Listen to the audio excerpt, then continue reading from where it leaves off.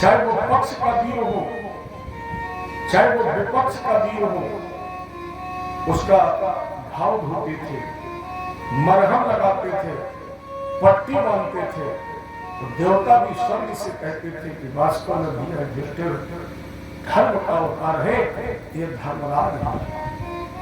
जब विमान पर बैठने लगे तो युधिष्ठिर ने देखा बगल में कुत्ता खड़ा था। हालांकि प्रमाण भागवत में नहीं है, अन्य ग्रंथों में संत लोग कहते हैं युधिष्ठिर ने देखा कुत्ता खड़ा है। युधिष्ठिर का विमान एक तो आया, हम दो हैं, मेरे साथ कुत्ता है, ये भी जाएगा। यमदूतों ने कहा महाराज जी इसके पास तोड़ नहीं है, ये तब नहीं है, ये चांडाल पशु योनि में है, इससे स्वर्ग जाने का कारण नहीं है। युधिष्ठिर ने कहा ये तपस्या करना क्या जाने जो पशु है, ये मानव कर सकता है। इसलिए हमने अपने जीवन में जितना भी तप किया है, जितना भी पुण्य है, वो सब हम कितने को दान करते हैं, इसे स्वर्ग ले जाओ और इसके बाद में तब तपस्या करूं तब तो मुझे लेने आना। युधिष्ठिर के तप दान करने से ही उस कुत्ते का स्वरूप परिवर्तित हो गया, क्योंकि कुत्ता नहीं साक्षात धर्म था। धर्मराज जब धर्म की परीक्षा में पास हो गए तो धर्म और धर्मराज दोनों विमान पर बैठे और स्वर्ग चले गए। परीक्षित राजा बने, जिन्होंने अपने मामा उत्तर की पुत्री से, जिसका नाम इरावती था, सा उत्तर शतलिया मुक्ति में इरावती, मामा की पुत्री इरावती से विवाह किया, जिनसे 4 पुत्र पैदा हुए, जन्मेजय, सुतसेन, भीमसेन और ये 4 पुत्र पैदा हुए। परीक्षित ने दिग्विजय प्रारंभ किया और दिग्विजय करके युधिष्ठिर कुरजांगल प्रदेश में गए, जहां पर उन्होंने कलियुग को जीता। शौनकी ने पुष्प कमारी नकलिंगम धर्म शूद्रम शूद्रम गोमिथुनम पराम। महाराज ये राजा, ये गाय बैल, जस बताइए कश्य हेतु विग्रहम कलिम दिग्विजय।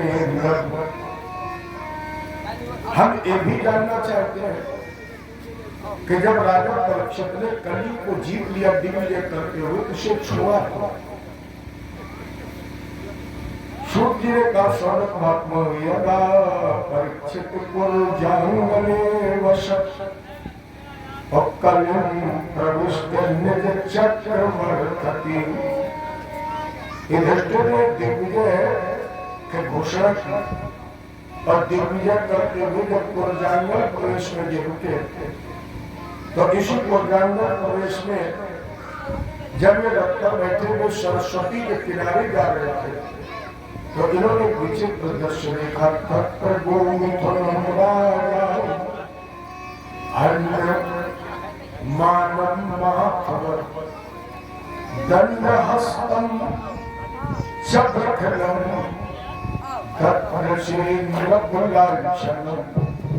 राजा परीक्षित ने सरस्वती जी के किनारे देखा एक गाय, गाय के पीछे एक बैल, जिन बैल के 3 पैर थे, एक पैर पर चल रहा है, लेकिन उस एक पैर पर भी काले रंग का शुद्ध राजा अपने हाथ में मूसल लिए चोट कर रहा है, चौथा पैर भी तोड़ना चाह रहा है। आगे वो गाय जा रही है, रो रही है, डकरा रही है, बिलख रही है। बैल पूछ रहा है मां इसलिए रो रही हो मेरे 3 पैर तोड़ दिए गए, या इसलिए रो रही हो मेरा चौथा पैर भी तोड़ा जा रहा है? कहीं आप इसलिए तो नहीं रो रही हो कि हमारे प्रभु भगवान कृष्ण धराधाम को छोड़कर चले गए?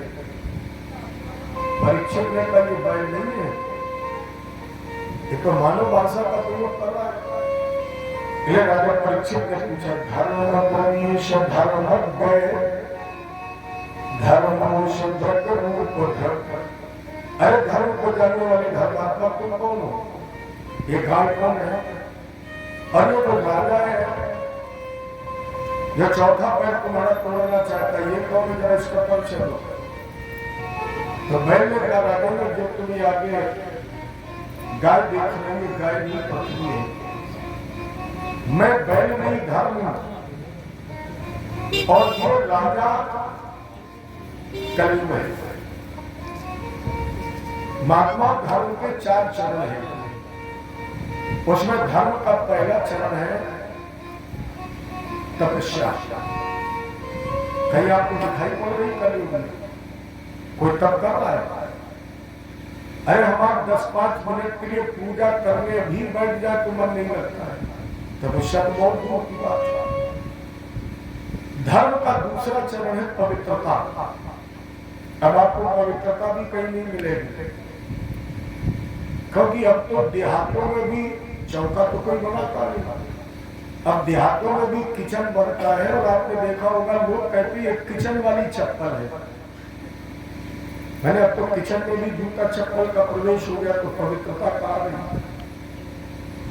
अरे जितने बुजुर्ग लोग बैठे हैं वो अपना समय याद करके जरा बताएं, जब आप खड़े खड़े पानी पीने लगते थे तो आपने कभी खड़े खड़े पिया है? अगर आपने खड़े खड़े पानी पीना प्रारंभ किया तो पिता की दृष्टि पड़ गई, या बाबा ने देख लिया, या माँ ने देख लिया, तो तुरंत हाथ पकड़कर झटक देते थे, कहते थे बैठ जाओ, बैठ के पानी पियो। अब तो बाबा को भी बफर सिस्टम में देखो, तो पवित्रता कहाँ रही? थोड़ी बफर सिस्टम में क्या लंबे लंबे बनते हैं, क्या बनता है? पनीर लंबा होता है। अच्छे महात्मा है। परमहंस ने पनीर में और फकीर में कोई अंतर समझ नहीं है। देखा होगा बफर सिस्टम में, तो अब पवित्रता भी नहीं रही। इसके बाद धर्म का तीसरा चरण है सत्य। लेकिन शायद बाबा गोस्वामी जी पहले से जानते थे कलयुग में क्या होगा, तो उन्होंने चौपाई लिखी, झूठ देना, झूठ देना और झूठ भोजन, झूठ चबीना।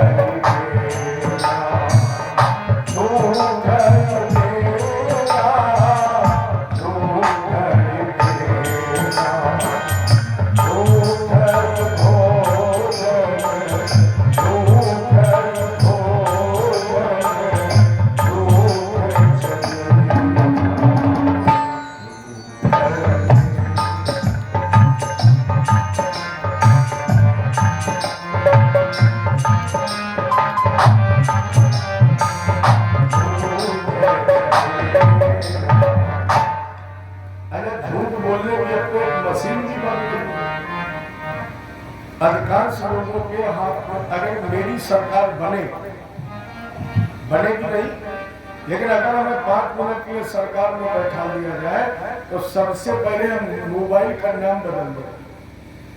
मोबाइल का नाम होना चाहिए झूठ प्रसारण यंत्र।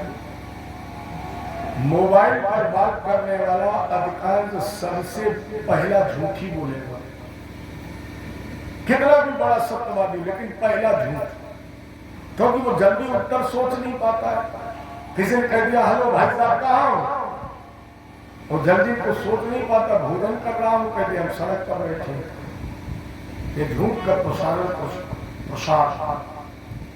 धर्म का तीसरा चरण है दान, जो अभी कलयुग में शेष है। दान भी जिंदा है, लेकिन अब इसमें भी वैकृति प्रवेश कर रही है, धीरे धीरे कलयुग इसमें भी प्रवेश कर रहा है। क्योंकि पहले लोग दान करते थे छुपाते। शास्त्र में कहते हैं दान जब आप करें तो आपके हाथ को भी ये पता नहीं होना चाहिए कि मैंने क्या दे दिया है। लेकिन अब लोग देखते पहले हैं, मंदिर में कहीं दान दिया तो बोले पत्थर लगवा दूंगा, कथा में कहीं चंदा दिया बोले पहले रसीद कट्टा काट दो, फिर माइक में हमारा अनाउंस कर दो। अच्छा, ये परंपरा और चली है। अब ज्यादातर लोग मंदिर में पंखा लगवाने लगे, और जब पंखा लगवाते हैं तो उसमें 3 पंखुड़ी होती है, एक में पिता का नाम लिखवा दिया, एक में बाबा का नाम लिखवा दिया, एक में पिता का नाम लिखवा दिया। पिताजी ने कहा इसे तो पहले ठीक थे, अब तो बीच में टल गए। और तब तक मंदिर के पुजारी ने बटन दबा दिया। तो पहले तो माता पिता बाबा ने धीरे धीरे, अरे भैया हमें तुम्हें एक बार घुमा दिया जाए तो घंटा आ जाता है। और बेचारे माता पिता बाबा गर्मी कर रही तो 24 घंटे वो प्रसन्न होंगे। लोग कहते मैंने मंदिर में दान कर दिया या मैंने मंदिर बनवा दिया। याद रखना, मंदिर तुमने तभी बनवा दिया जब मंदिर बनवाने के काबिल तुम्हें परमात्मा ने बना दिया। अगर परमात्मा ने तुम्हें देने के योग्य न बनाया होता तो तुम दे सकते थे। पूछो उन लोगों से जो देना चाहते हैं लेकिन नहीं दे पाते। अगर देने के लिए भगवान ने धन बहुत दे दिया है, उन लोगों से पूछो जिन्हें देने के लिए भगवान ने हाथ नहीं दिए। तुम्हें तो देने के योग्य भी बनाया और तुम अपने हाथ से उठाकर दे भी सकते हो। इससे बड़ा सौभाग्य और क्या हो सकता है। अरे पूछो उन लोगों से तो भगवान की कथा सुनते ना चाहते, भगवान ने पैर नहीं दिए या हाथ नहीं दिए, भगवान ने कान नहीं दिए। तुम्हें तो परमात्मा ने सब कुछ दिया है, दिया तो उसी ने है। और जब उसने तुम्हें देने का भी बनाया तो उसके नाम पर अगर उसको कुछ दिया दे दिया तो कौन सा उस पर एहसान कर दिया। ले दान करें छुपा। बाएं हाथ में आपके धन है और आप दान करना चाहते हैं तो उसे दाहिने में मत लीजिए। बाएं में है, बाएं से ही दान कर लो। हो सकता है बाएं से दाहिने में आते आते सांस रुक जाए, हाथ रखें। दान में कभी विचार भी मत करिए। अगर आपने विचार किया कि निश्चित है कि वो दान नहीं होगा। जैसे मन ये कहे कि चलो 11 रुपए चढ़ा दो, खुदा और आप लेकर के चले, अगर आपने उस दिन 11 न चढ़ाए तो निश्चित है कि दूसरे दिन नहीं चढ़ेंगे, कहीं ना कहीं खोट लग जाए।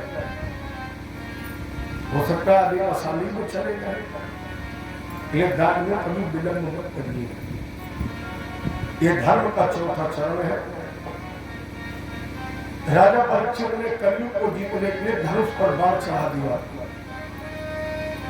कलयुग भयभीत हो गया, राजा परीक्षित के चरणों पर गिर गया। तद पावनमूलम शिरसा शबराग भय विरोहला पगभम पारोर्मीर कृपया दीन वश्यला दीन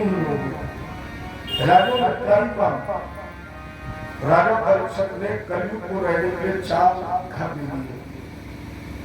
मुख्य रूप से कलयुग 4 स्थानों पर रहता है। दुर्गम, पानम, स्त्रिया, सुना, यज्ञ, धर्म, चतुर्भुजा।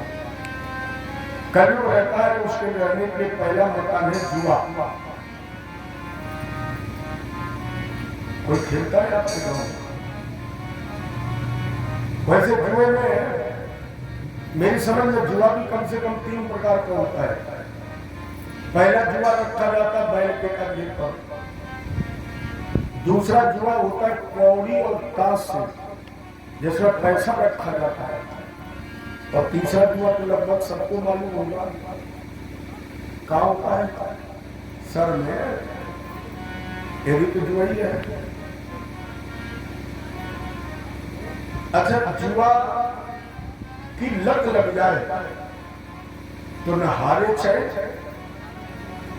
और न जीते चैन। देवतम पागम, जुआ में कलयुग करने वाले असत्य के रूप में। कभी गौर करके देखना, जितना जुआ खेलने वाला है वो सबसे ज्यादा झूठ बोलता है। इसके बाद पागम, एक पैर अंदर गया, 10 मिनट के बाद भारत का राष्ट्रपति बेकार, केवल थोड़ी चली जाए फिर राष्ट्रपति बेकार। जैसे एक बार अकबर बादशाह हाथी पर बैठने जा रहे थे, रास्ते में एक शराबी बैठा, खूब नशे में था। कहा एक बार रुक जाओ, हाथी बेचोगे? अकबर ने सोचा ये तो पहले से ही हाथी पर सवार है, अरे ऐसे व्यक्ति से थोड़ा दूर रहो, ज्यादा जेरे मत करो, अकबर चले गए। दूसरे दिन दरबार में बैठे सिपाहियों से कहा जाओ रात में जो हाथी खरीद लिया तो उसे पकड़ लाओ। अब सिपाही लोग पहुंचे, बोले चलिए तुम्हें राजा साहब को बोला। अब नशा हिरन था, अब इसे होश आया तो पता नहीं मैंने नशे में क्या कह दिया है, हो सकता फांसी लग जाए। सिपाहियों ने जबरदस्ती पकड़ लिया, दरबार में खड़ा किया। अकबर ने कहा बेटा रात में हाथी बिकाऊ नहीं था, लेकिन हमने सोचा कि हमने तो 10 साल हाथी की सवारी कर ली है, चलो अब बेच दें। बोलो खरीदोगे? तो पीने वाला बोला राजा साहब हाथी खरीदने वाला तो उड़ गया है, कब खरीदोगे? बोले शाम को जब फिर एक पैक पिएंगे तब खरीदोगे। वैसे इसमें अहंकार के रूप में कलयुग का निवास है। आप लोग देहात में रहते हैं, ये बताइए आपके यहाँ दूध किस भाव बिकता है? बताए किसी को? 60 रुपए। सही बात है, 60 बिकता है। और पौवा कितने का मिलता है? है 15 का। और बापों को बहुत ही है जो 15 को पौवा मिले, तो फिर काय बोल रहे हैं आदत 500 रुपये इसके खाते खाते तो नोट करो। पौवा कितने का मिलता है? 150। तब तो 4 लीटर दूध बिकेगा, तब कहीं एक पौवा मिलेगा। ये देश का दुर्भाग्य तो देखिए कि अमृत गली गली बिक रहा है। दूध वाला दरवाजे दरवाजे डिब्बा लिए खड़ा है, और शराब आधार कार्ड से बिक रही है, लाइन लगा के बिक रही है। जहां लाइन लगनी चाहिए दूध की, वहां गली गली बिक रहा है। और जिसको नष्ट हो जाना चाहिए, वहां लोग ऐसे लाइन लगा के खड़े हैं जैसे पहले कोटे पर मिट्टी का तेल बटता था, लिए खड़े रह सकता भैया आधे लीटर ज्यादा दे दो। कोरोना काल के बाद 3-3 किलोमीटर की लाइन लग गई। लोगों ने इतना गेहूं खरीद के नहीं रखा जितना पेटी के पेटी। हमने कहा भैया क्या करोगे? बोले गुरु जी मान लो फिर महीने 2 महीने बाद लग गया, तब फिर क्या करेंगे? हालांकि आपका गांव बहुत अच्छा है। मैं जिस रिक्शे पर बैठ करके आया, मैंने उससे पूछा कि आपका गांव कैसा? मेरी बहुत अच्छा है, हमारे यहाँ ब्राह्मणों की बस्ती है, बहुत अच्छा है। इसके बाद क्षत्रियों की बस्ती है, तो ठीक भी है, क्योंकि क्षत्रियों की छत्र छाया में ही तो ब्राह्मण टिकता है। क्षत्रिय शब्द का निर्माण क्षत्रिय से हुआ है। जो छाते की तरह ब्राह्मण की सुरक्षा करे वो क्षत्रिय है। बहुत अच्छा है। बोलने का कोई पीता तो नहीं है? बोले गुरु जी हमारे गांव में वास्तव में कोई नहीं पीता है, लेकिन अगर कोई पीता है छुप छुपा के पीता हो तब वो हमारी 4 बातें जरूर नोट करे। ध्यान ना आया हो तो भी नोट कर ले। सबसे पहली बात, पीने वाले के घर में चोरी नहीं होती है। दूसरा लाभ, पीने वाले को कुत्ता भी काटता है। तीसरा लाभ, पीने वाले को नहाने की जरूरत नहीं पड़ती है। ये सब लाभ ही तो है। चौथा लाभ, पीने वाले को नहाने की भी जरूरत नहीं। अगर पीने वाले लोगों को देखा होगा तो कुछ ऐसे पीने वाले भी हैं जो लुटिया थलिया कटोरिया तक बेच के पी रहे हैं, तो उनके यहाँ चोरी होगी। अरे यहाँ कुछ लोग हमसे बुजुर्ग भी हैं, उनसे मेरा प्रश्न है, कम उम्र वालों से नहीं, हम उम्र वालों से नहीं। ये 2-4 लोग हमसे बड़े बैठे हैं, आप लोग बताइए, क्या अपनी जिंदगी में आपने किसी शराबी को कुत्ते से काटते देखा है? अनुभव करके बताइए। कितना भी कुत्ता भौंकने वाला हो, कितना भी कुत्ता काटने वाला हो, लेकिन आज तक किसी भी शराबी को कुत्ते ने नहीं काटा है। आपने देखा है? मैंने नहीं देखा है। मैंने शराबी का कुत्ते के द्वारा काटते नहीं देखा है, लेकिन हमने अपने बर्रापाई पास कानपुर में कुत्ते के द्वारा पीने वाले का मुंह चाटते देखा है। काटते नहीं देखा, मैंने मुंह चाटते देखा है।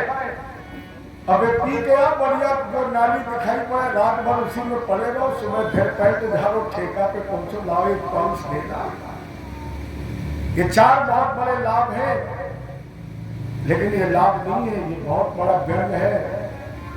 मैंने आप पर इस व्यासपीठ का उपयोग करते हुए इसलिए व्यंग किया कि शायद तुम्हें सबूर आ जाए। इस व्यासपीठ का उपयोग करते हुए मैंने इसलिए व्यंग किया कि शायद कहीं तुम्हारी कोई ज्ञान की आंख खुल जाए और कथा से अगर एक व्यक्ति का भी सुधार हो गया। केवल कथा गाने बजाने का विषय नहीं है। हर कथावाचक का ये दायित्व है कि वो कोशिश करे कि समाज का सुधार हो। कृष्ण जन्म सुनामा चरित्र तो हम आप रोज पढ़ते, रोज सुनते हैं, लेकिन कथा का मतलब है कि जहां भी इस कथा का आयोजन हो, वहां की समाज का जमीन जागे, वो अपने आप को पहचाने कि मैं क्या हूँ, क्यों आया हूँ, मुझे क्या करना है और क्या करके मुझे कहाँ जाना है। और एक क्या जानवरों की तरह जीते रहोगे। चाणक जी ने एक पुस्तक में एक श्लोक लिखा है, आहार निद्रा भय मैथुनानि नामानि चैतानि नरम पशूनाम ज्ञाने नराणाम दिक्को विशेषो ज्ञाने हीनाम पशवी समाना। जूनियर हाई स्कूल की पुस्तक में आपको संस्कृत का एक श्लोक पढ़ाया गया होगा। जिनको याद है वो जरा मेरे साथ गाएं, सबको याद होगा। येषां न विद्या तपो न दानम ज्ञानं न शीलं गुणो न धर्मः ते लोकेषु भूभारभूता मनुष्यरूपेण मृगाश्चरन्। तो जिनको श्लोक याद है उनको अर्थ भी याद है। अर्थ क्या है? ये मेरी कोशिश है, सब न सुधरे तो कुछ सुधरे, कुछ न सुधरे एक तो सुधरे, और अगर एक सुधर जाएगा तो सब सुधर जाएंगे, क्योंकि एक के साथ सब सुधरेगा। इसलिए मैंने वर्णित किया कि शराब में कलयुग का निवास अहंकार के रूप में है। देर नहीं लगती उसे मर्यादा का उल्लंघन करने। कलयुग के रहने का तीसरा स्थान आसक्ति, माने चरित्र का पतन। आप लोग रामायण पढ़ते हैं, मेरी दृष्टिकोण में राम जी रावण के पैर की धूल भी नहीं है। अगर क्षमता की जाए रावण और राम की, तो रावण इतना श्रेष्ठ है कि राम जी कहीं टिकते ही नहीं। रावण केवल ब्राह्मण नहीं है, बाबा ने क्या लिखा, उत्तम कुल पुलस्त करना। ब्राह्मणों में भी सर्वश्रेष्ठ ब्राह्मण है रावण, और राम क्षत्रिय है। माने रावण राम से बिरादरी में भी श्रेष्ठ है, और धन में राम जी के यहाँ केवल एक सोने का महल है, कनक भवन, जो मैया के कई ने जानकी जी को मुंह दिखाई में दिया है। अच्छा, रावण का एक महल है? रावण की तो पूरी सोने की लंका है।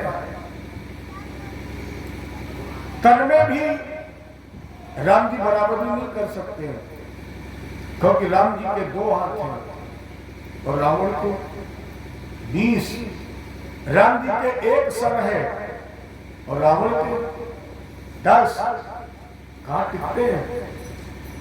राम जी जब चलते थे तो पृथ्वी पर पुष्प खिलते थे, लेकिन रावण कितना वीर था, जब चलता था तो चलत दशानन डोलक अग्नि, ये पृथ्वी जगमगाती थी, इतना वीर था।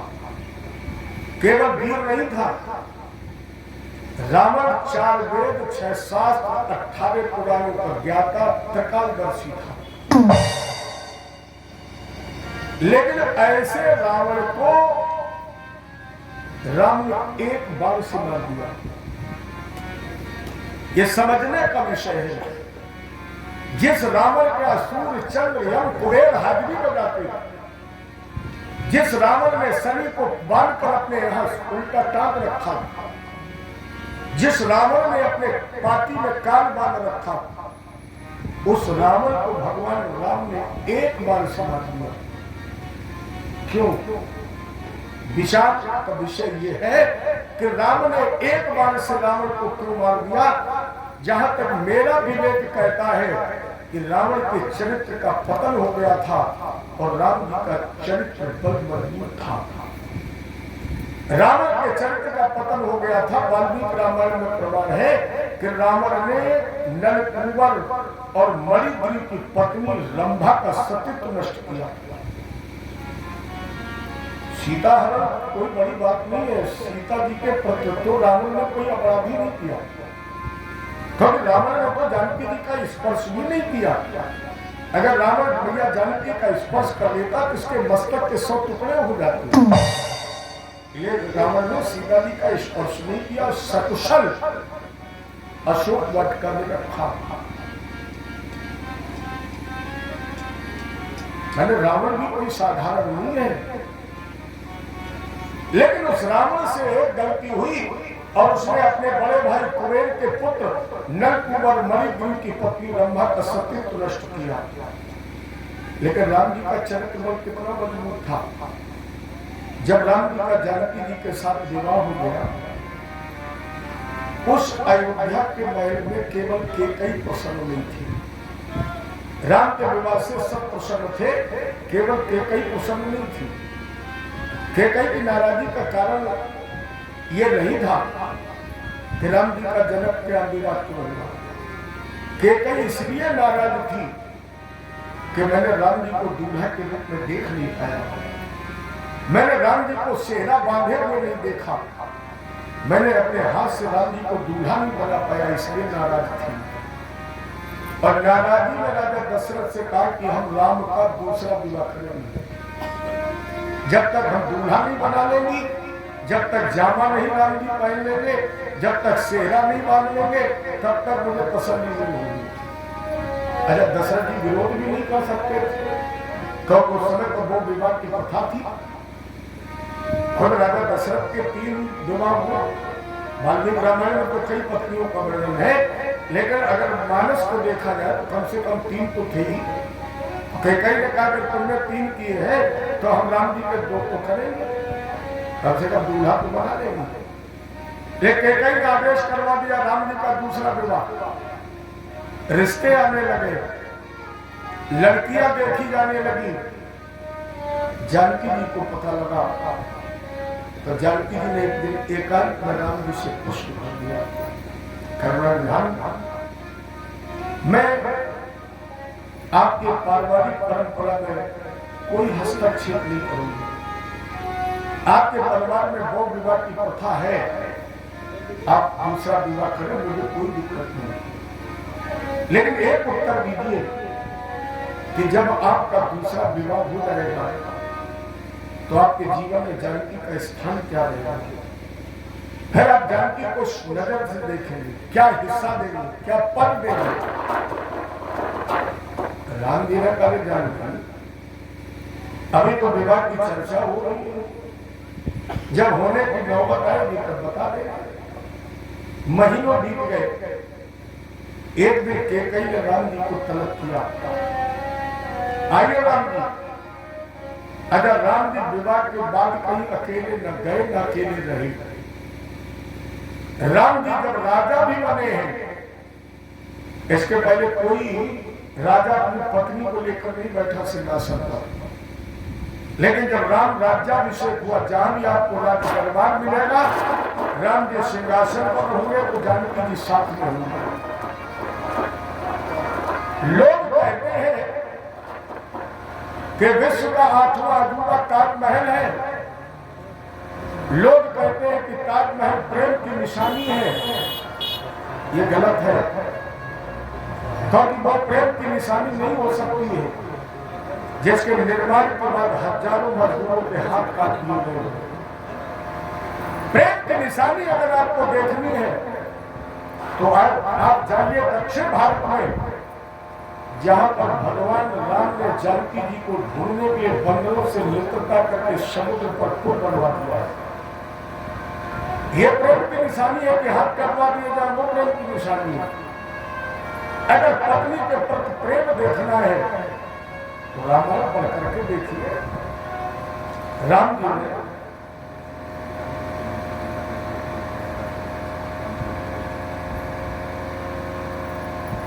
देखिए ना, राम जी ने एक जानकी को प्राप्त करने के लिए वानर भालुओं से मित्रता की और दशानन पर आक्रमण किया। अगर प्रेम की निशानी देखनी है तो रामायण पढ़िए। तो लोग कहते हैं वो ताजमहल है, जहां पर बनाने वालों के हाथ काट दिए गए। कैकेयी जैसे लड़कियों के फोटो प्रस्तुत किए। राम जी ने कहा भैया आती है तो जानकी है, बड़ी पगली है।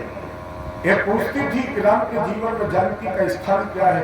आज तक मैंने नहीं बताया, लेकिन आज बता रहा हूं मां, राम के जीवन में एक जानकी थी, एक जानकी है और एक ही जानकी रहेगी। मेरे कहने का मतलब रावण को वही मार सकता है जिसका चरित्र बल कितना मजबूत हो। बोलो रामचंद्र की। तो धर्म पर देश पर न्याय, क्योंकि हम जानते हैं आपके जाने के बाद इस पृथ्वी पर आप जैसा धर्मात्मा, आप जैसा महात्मा, आप जैसा संतात्मा और कोई होगा ही नहीं। द्रौपदी को विचार किया कि भैया को क्या हो गया। भीष्म से कहे कि तुम्हारे जैसा न्याय करने वाला ये धर्मात्मा, लेकिन द्रौपदी वहां कुछ बोली नहीं। तब तक भीष्म ने पकड़ ली युधिष्ठिर की उंगली और कहा युधिष्ठिर, मैंने हस्तिनापुर के 3-3 पीढ़ियों को देखा है और 3-3 पीढ़ियों को देखकर मैंने केवल एक निष्कर्ष निकाला है, इस संसार में अपना गुण नहीं है।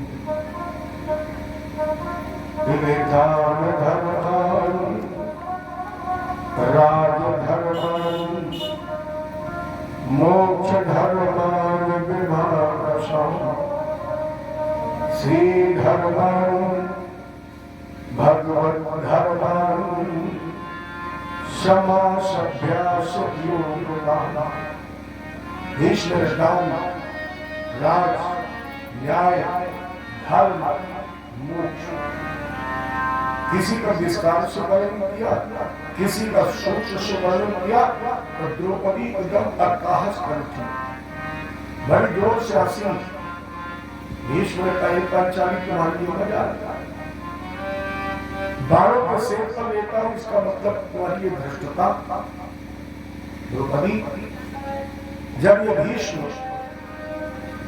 हस्तिनापुर के राजदरबार में बोलना प्रारंभ करता था ना, तो तुम्हारी सास कुंती भी अपना सर झुका लेती। जब मैं बोलने लगता था तो किसी का सर नहीं उठता। और आज तुम्हारा ये अपराध द्रौपदी का बालों मेरा अपराध क्षमा कर दीजिए। मैंने बहुत अपने हास्य को रोका, लेकिन मन बगैर हंसे रहा ही नहीं। मैं नहीं चाहती थी कि मैं हंसूं। क्यों?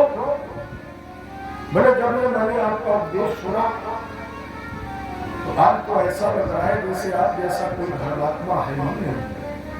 बाबा, ऐसा लग रहा है जैसा आप जैसा न्याय करने वाला कोई दूसरा नहीं है। लेकिन ये धर्म, ये न्याय, ये नीति, ये दर्शन उस समय आपका कहां था जब तुम्हारी कुलवधू द्रौपदी दुशासन के द्वारा निर्वस्त्र की जा रही थी? तब तुम्हारा न्याय कहां चला गया? भीष्म का बेटी तुम्हारा हंसना बहुत जरूरी था, तुम्हारा बोलना बहुत जरूरी था। क्योंकि अगर तुम न बोलती तो तेरा भी बाबा भीष्म अपनी छाती पर एक बोझ लेकर के जाता। तुमने कम से कम बोझ उतारने का मौका तो दे दिया। और तुम्हारे इस प्रश्न का एक ही उत्तर है, प्राणी जैसा खाता है अन्न, उसका वैसा ही बनता है मन।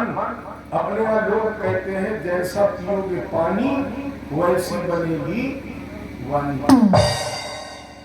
जैसा प्राणी अन्न खाता है, जैसे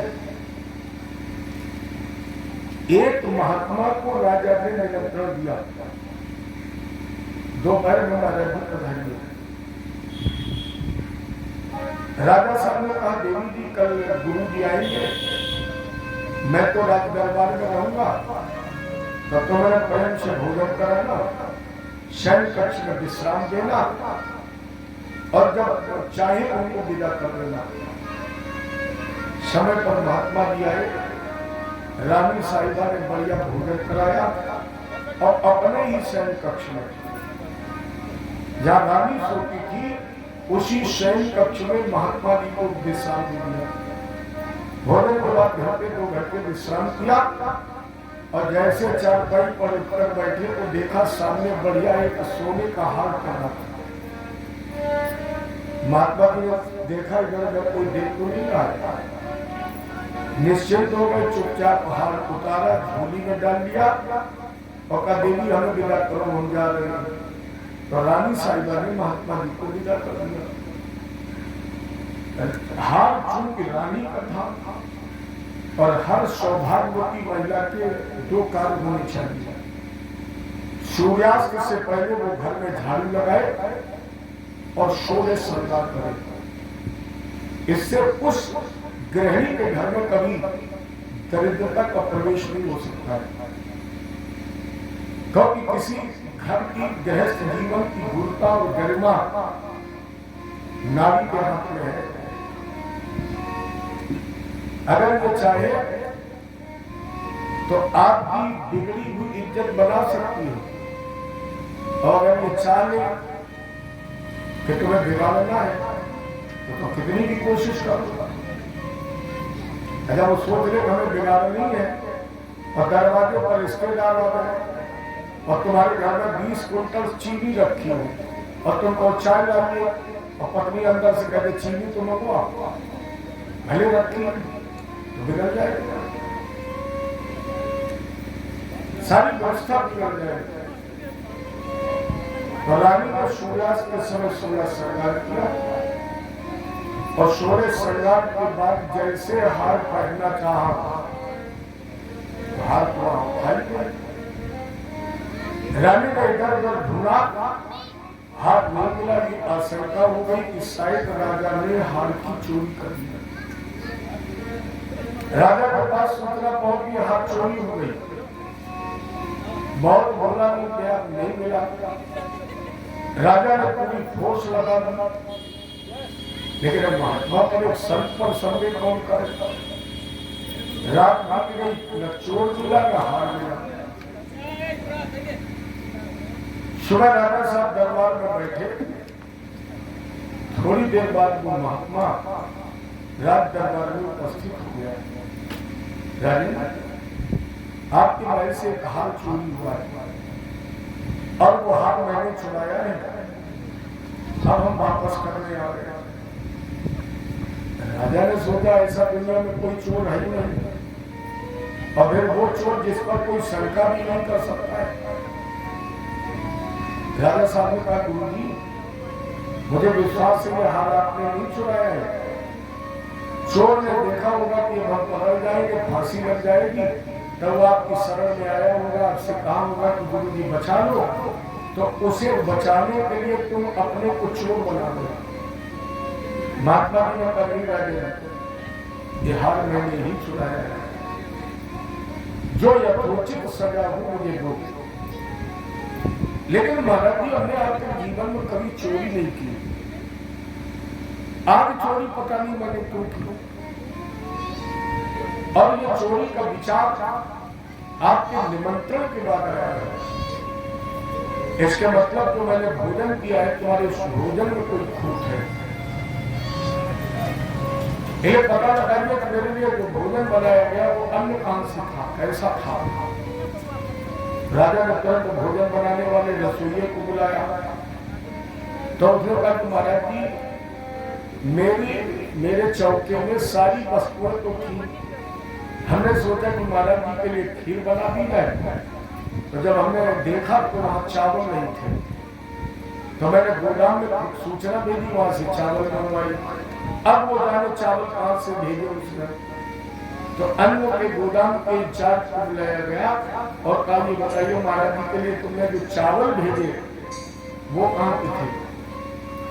तो उसने कहा कि महाराज जी परसों जो 10 बोरा चावल चोरी के पकड़े गए थे वही चावल मैंने भेजे। महात्मा जी ने कहा, इसीलिए मैंने चोरी की, मैंने चोरी के चावल खाए, इसलिए चोरी की। राजा ने कहा, तो देने क्यों आए? बोले रात भर वो चोरी के चावल मेरे पेट में रहे, और सुबह जब हम नित्य क्रिया के लिए गए तो वो चोरी के चावल मेरे उदर से विसर्जित कर दिए गए, और जब चोरी के चावल निकल गए तो विचार भी निकल गए, इसलिए मैं ये हाथ देने आया।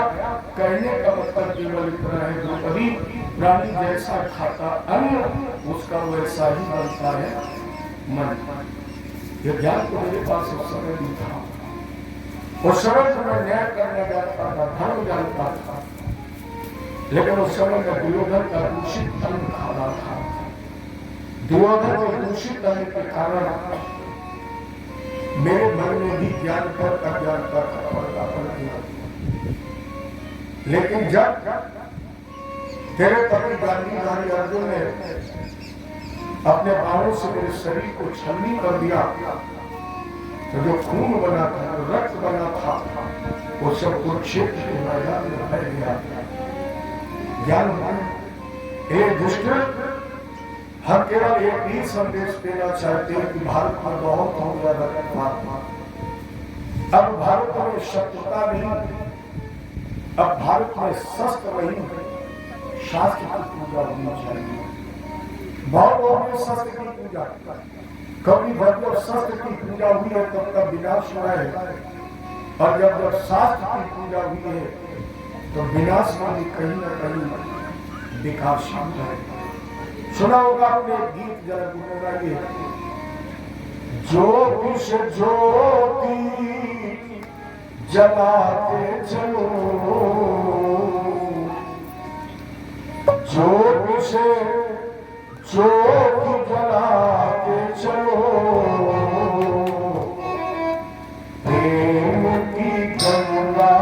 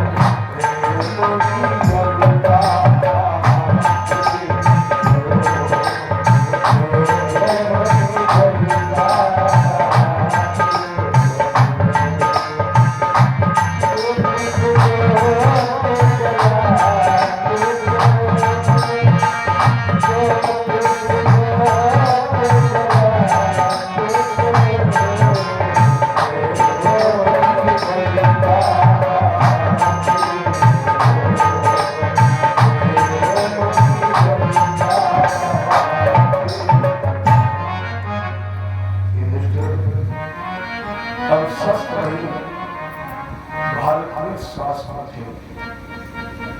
अंत में भगवान के श्री चरणों में स्तुति की, प्रार्थना की प्रभु एक मध्य रूप कल्पिता कृष्णम भगवत सात्वतम पुंगवे विभुम शाश्वत मुपगते रुचि विहुलकम प्रकट मुकेश यत भौतभाव। एक निवेदन है आपसे, मेरी एक बेटी है, तुम उसके साथ विवाह करा। प्रार्थना की और प्रार्थना करने के बाद भीष्म ने कहा दादा मेरे एक बेटी है, तुम उसके साथ विवाह करो। लेकिन हम आप सभी जानते हैं कि भीष्म तो अखंड बाल ब्रह्मचारी, और भीष्म स्वयं प्रमाणित कर रहे कि मेरी एक बेटी है, तुम उसके साथ विवाह करो। तो किसी की हिम्मत को नहीं पड़ी पूछने की। अर्जुन दौड़ करके गए, बोले बाबा अरे अब आप इस धराधाम से जा रहे हैं तो कम से कम ये तो बता दो कि हमारी दादी कहाँ है। अरे दादी का पता न बताओ तो कम से कम ये बता दो कि मेरी बुआ कहाँ है। भीष्म ने कहा अगले तुम नहीं समझोगे, मेरी बेटी का नाम है मती, मेरी बेटी का नाम है बुद्धि। और अर्जुन तुम जानते हो आज तक मेरी इस बुद्धि में किसी को मानी नहीं, आज तक ये मेरी बुद्धि कहीं लगी नहीं, न भोग में लगी, न यश में लगी, न राज्य में लगी, न सिंहासन न मुकुट में लगी। लेकिन हम ये चाहते हैं कि आज अगर मेरी बुद्धि भगवान के चरणों में लग जाए तो मेरा कल्याण हो जाए। इसलिए आप मेरी बुद्धि के पति बन जाए। और गर्गाचार्य ने एक बड़ी अच्छी बात लिखी, भले वसंतम नवनीत छोरम गोपालनानाम सद्गुण छोरम अनेक जन्मार्जित पाप छोरम सौभाग्यधर्म पुरुषम नमामि।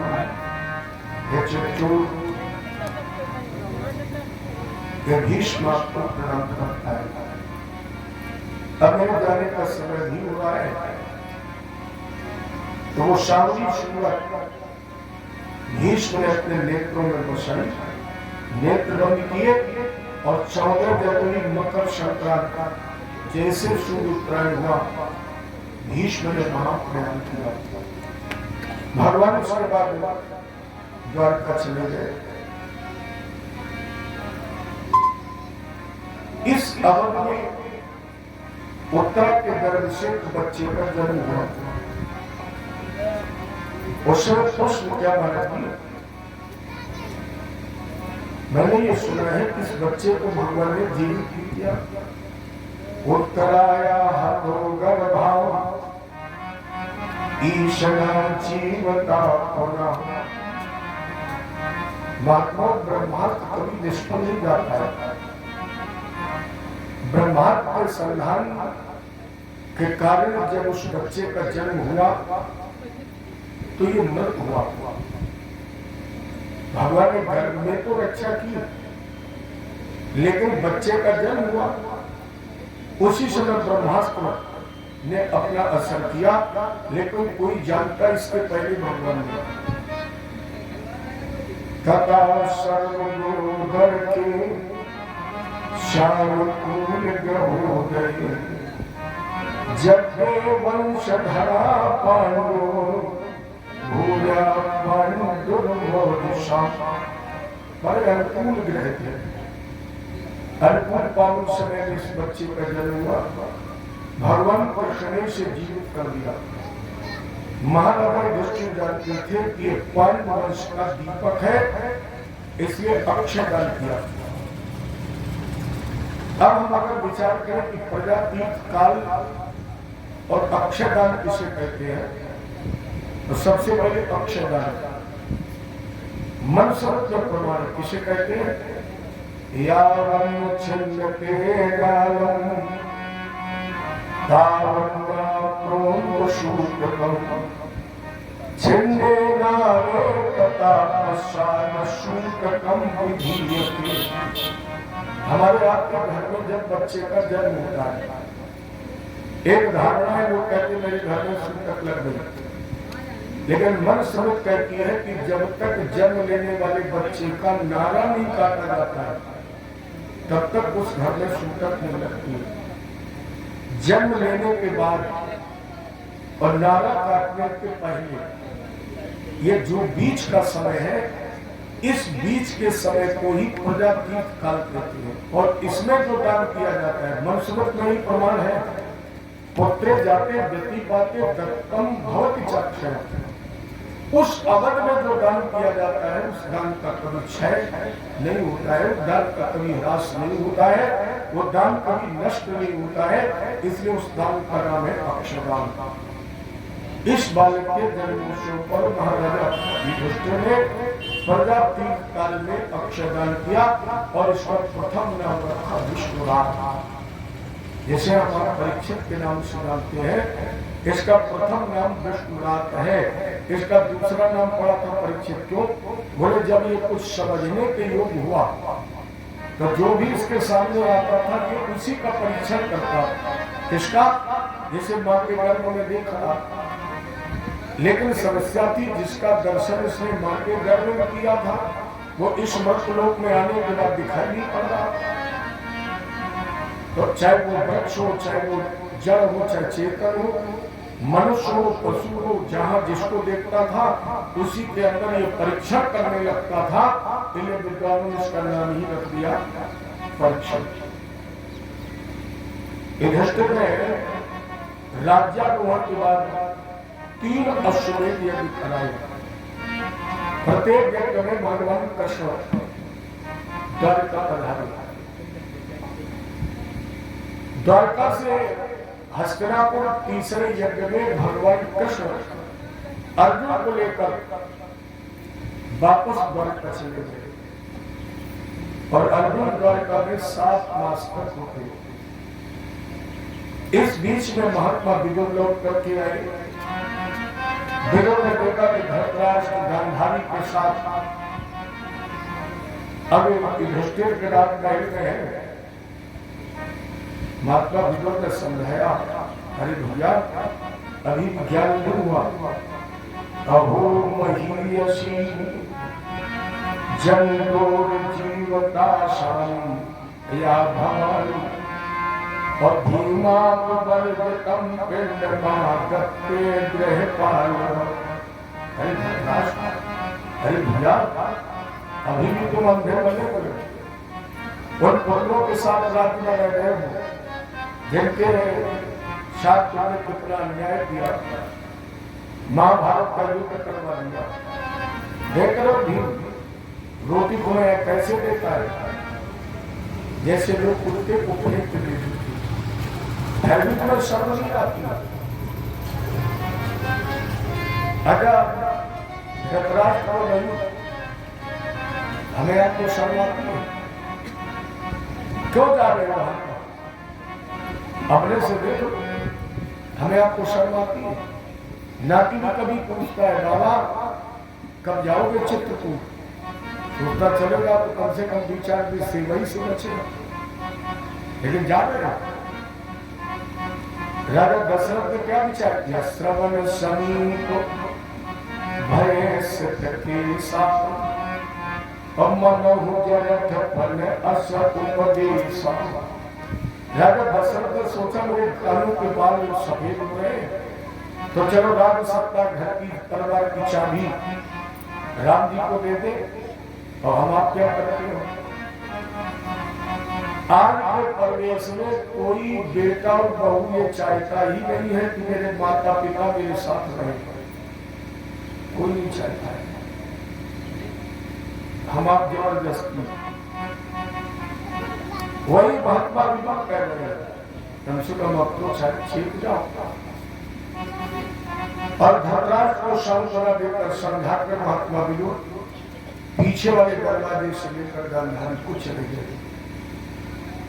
युधिष्ठिर ने सुबह देखा कि मेरे दाऊ चले गए, रुदन कर रहे थे उस समय। यहाँ पर देवर्षि नारद आए, संसार तो चली चला का मेला है। कल भी चर्चा हुई कि जिंदगी में हजारों का मेला जुड़ा, हंस जब जब उड़ा तब अकेला उड़ा। अच्छा, एक बार और ध्यान रखना, स्वर्ण भस्म के खाने वाले भी इसी घाट पर है। घाट कोई नहीं बना, दूसरा ही नहीं। जन्म के बाद जन्मने वाले जीव का एक ही काम है मरना। दो ही काम है हमारे आपके, जन्म और मृत्यु। अब मरने के लिए हम 100 साल भी जीते हैं, 20 साल भी जीते हैं, 50 साल भी जीते हैं, लेकिन काम एक ही करना है, यहाँ से वहां तक पहुंचना। कोई 100 साल रास्ते में लगा देता है, कोई जन्मते ही पहुंच जाता है। लेकिन घर से निकलोगे तो स्थान केवल शमशान ही है और कोई दूसरा काम नहीं। स्वर्ण भस्म के खाने वाले भी इसी घाट पर आए। खेतों में सीला बीनते, जल तो सीला बीना जाता पहले, अब तो जब से ये मशीनें चल रही है, सबसे सब खत्म है। आपको याद होगा देहात में पहले जब गेहूं कट जाता था, चना कट जाते थे, तो लोग जो गरीब किस्म के थे वो सीला बीनते थे। और स्वर्ण भस्म के खाने वाले भी इसी घाट पर आए और सीला बीन कर जीने वाले भी इसी घाट पर आए। बड़े बड़े राजे महाराजे भी इसी घाट पर आए और फुटपाथों पर सोने वाले भी इसी घाट पर। कोई दूसरा स्थान नहीं, और सब केवल एक मुट्ठी राख ही बनेंगे और कुछ नहीं बन सकते। नारद जी ने समझाया, वापस चले गए। 5वें दिन गांधारी ने अपने पति धृतराष्ट्र के साथ भगवान का धाम प्राप्त किया। महात्मा विनोद भ्रमण करने चले गए। आज विष्णु राज दरबार में अकेले बैठे हुए 7 मास हो चुके थे, अर्जुन को अभी तक लौटे नहीं थे।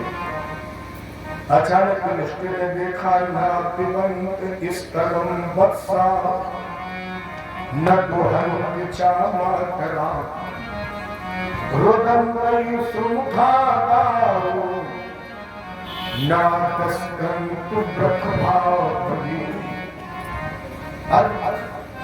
अर्जुन ने देखा कि बछड़े गाय का दूध नहीं पी रही, गौ में दूध नहीं दे रही है, दिन में काले नजर आ रहे हैं, कुत्ते दिन में रो रहे हैं, युधिष्ठिर का बाणा फड़क रहा है, बाया नेत्र फड़क रहा है, अपशकुन हो रहा है।